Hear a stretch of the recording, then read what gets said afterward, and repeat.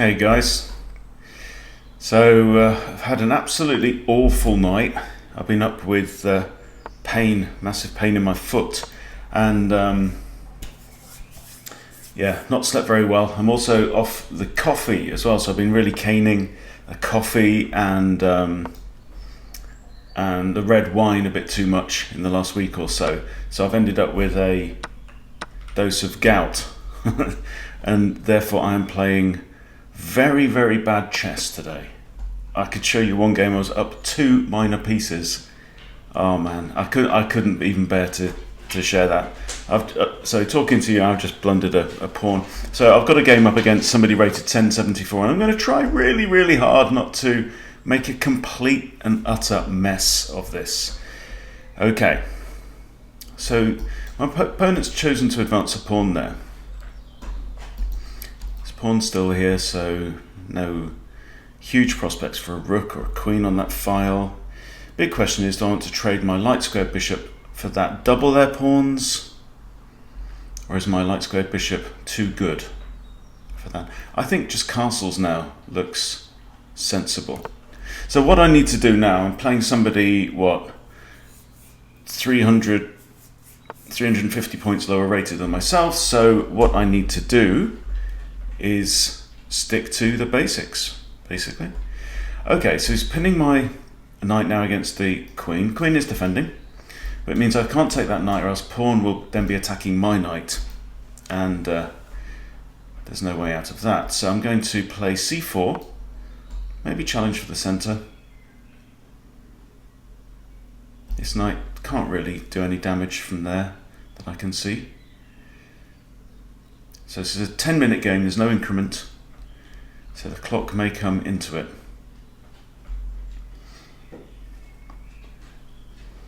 I like the fact that my opponent's choosing to play aggressively. He grabbed the pawn, he came out with the pin. Okay, so that's 2 attackers now on the knight, 2 defenders, but the first one is a pawn that I don't really want to use. So I want to grab this pawn, hang on. If I take queen takes, I've got bishop there attacking the queen, maybe attacking that.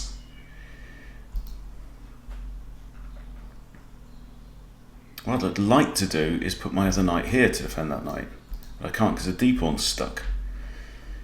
So if I take queen takes, I attack queen. It's still too slow to get another defender to the knight, so I'm just going to have to move my bishop again and double up. Now here I can actually threaten to take the knight, you see, and then if takes, yeah, then I actually win a piece. This is a discovered capture, right? It's a capture with a discovered attack overwhelming the bishop. So if I take the knight is available for free. Okay, so still, I take the knight, queen recaptures, I capture with the bishop, I win a piece, yeah? So it looks to me, even if queen recaptures, it's now 2 attackers against 0 defenders. Okay, that's the better move. Well done. Yeah. Now, it doesn't come with check. See,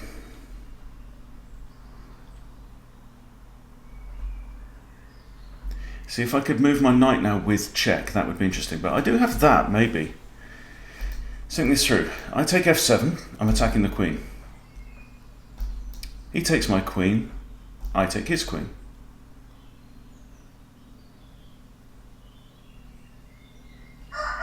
His bishop escapes. Can my knight escape? Yeah, it can escape to there, and there, or there. Okay, let's try that. Okay, so this is a counterattack, but I'm grabbing a pawn on the way through. It's like a desperado. Right? If king takes knight, I'm happy, I just take the bishop. And I've won a pawn and made his king move, right?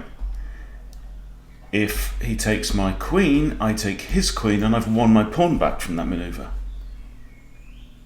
This is very much like an in-between move. But something to think.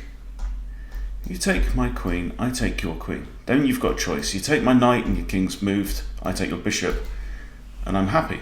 I've made your king move, yeah. I think either way it's looking good. So you take my queen, I take your queen, your bishop runs away, my knight grabs a pawn on the way through, There is a danger of getting trapped down there.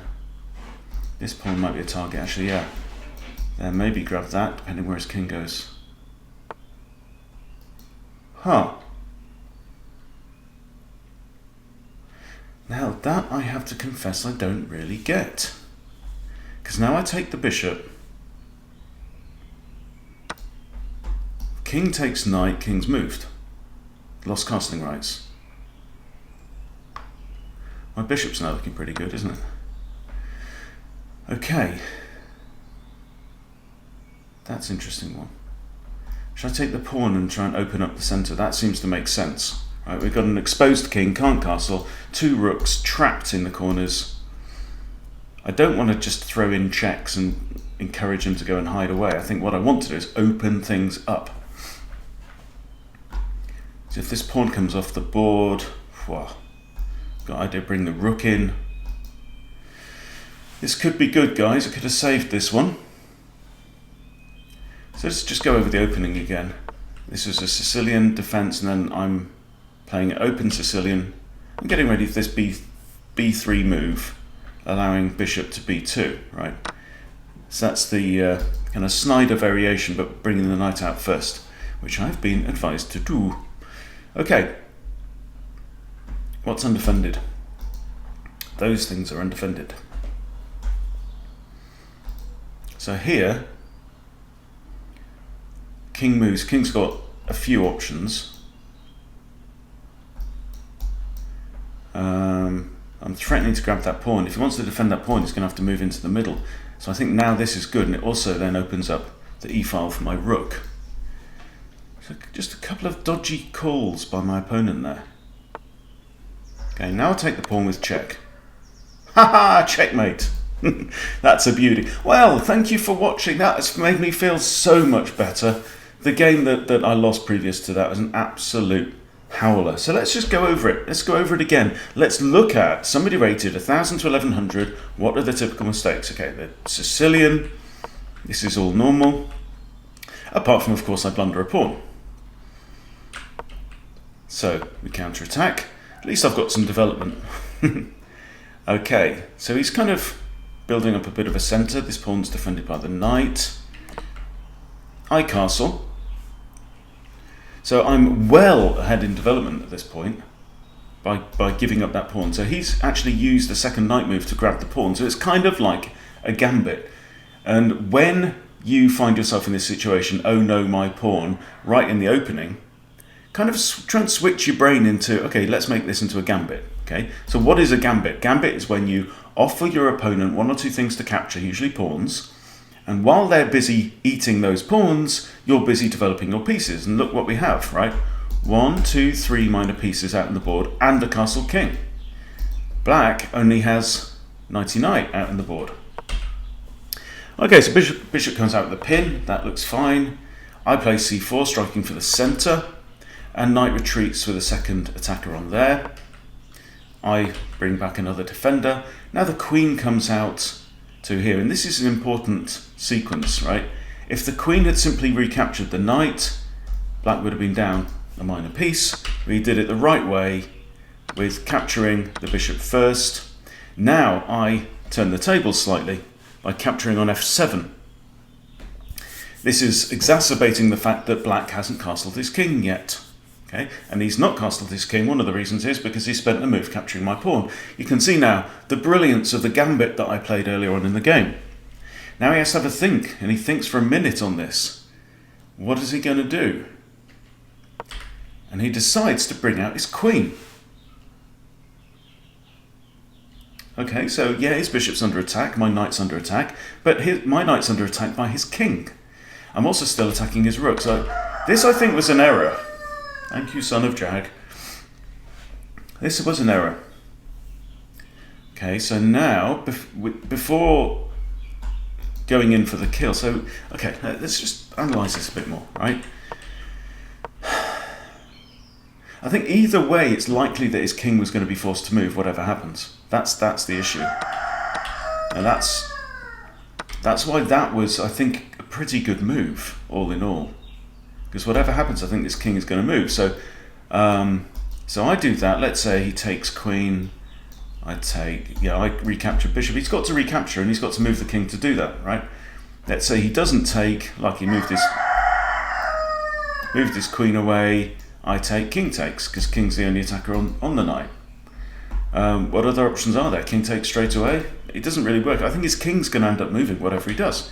So queen out to absolutely nowhere with no purpose whatsoever. Take that, king's moved, and now I decide to open up in the centre rather than actually prompting his king to go and scuttle away. And if you look here now, right, from this position, if I'd have put queen here, king there, he's kind of alright, you know? He's got some pawns guarding him, queen around, bring some pieces in, possibly, right? But having opened that up, check, and now really, I mean, obviously that was deadly because we've got mate in one. If he'd gone on to here, that would have released my rook. He'd have had to just keep moving. I'm going to be grabbing this at some point in time. So it's really his position has entirely collapsed. So where did his position collapse? Let's have another look. This is all normal, okay? White brilliantly gambits a pawn, as we know, and comes in with a killer counterattack of his own design. Pawn defends. Okay, so he's using a pawn to defend that piece. So he's lost the tempo because he's moved the d pawn twice. He's lost the tempo because he's moved his knight twice. So what could he have done here? I mean, that's a possibility. That's defending the knight with development. Probably a better move in the opening. But he's done that. So now he's way behind in development, right? He's like 1, 2, 3 development steps behind, at least. Bishop comes out, which is reasonable. Strike for the centre. Knight now retreats, so that knight has now moved 3 times. Interpose. Another pawn move. That's okay. And so should he have spotted that? I mean, this is a tricky one, isn't it? I take the knight. He can't recapture with the queen. He's pretty much forced to do that. What is the difference between 1000 play and 1400 play? Hard to tell. But that was, definitely has to be called a blunder. I mean, it was mate in one. But even so, Black's position collapsed very, very quickly there after that move. And I think really the key move of the game for me was this. Spotting that I could severely damage and remove that absolutely key pawn, the f pawn. And look at my king. Lovely and secure there.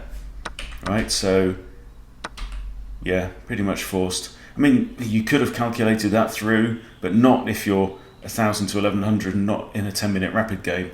I think that was a tough one, but very, very intriguing. And in the end, very satisfying finish. Made it look like my opponent played a lot worse than they did, but let's just run the analysis and see what the engine thinks about all of this.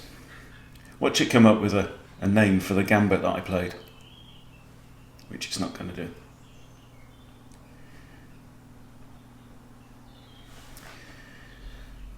Okay, so we've got e4 as a book move, of course.